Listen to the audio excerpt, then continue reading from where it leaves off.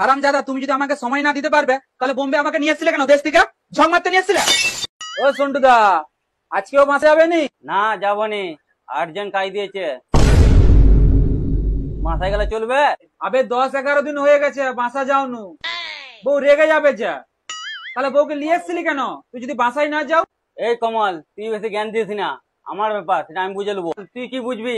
বিয়া করুন, বিয়া করে দেখ না একবার, বউকে সময় দিয়া বুঝতে পেরে যাবি। আমার কি, তোর বউ তুই বুঝবি, তোর ভালোর জন্যই বলতেছিলাম, তুই তো আমার কথা শুনবি নি। যে যার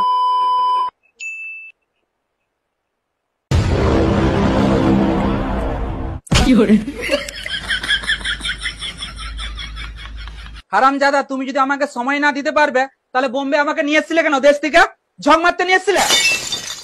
আরে বৌদি থামো না, এত রেগে যাচ্ছ কেন? তুমি আমার স্বামী, তুমি বিচখানে কথা বলতেছ?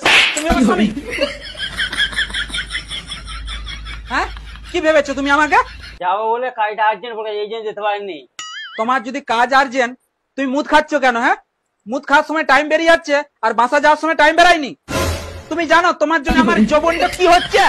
কাজটা হয়ে গেলেই কালকে আমি চলে এসো বাসায়। তুমি দোকানে এলে কেন? বউকে যদি সময় না দিতে পারো না, বউকে কোনোদিন বোম্বে নিয়ে আসবে না। আর যদি তুমি এরকমই করতে থাকো না, ভেবে নিও এখানেও সোনাওয়ালা ছেলেদের অভাব নাই।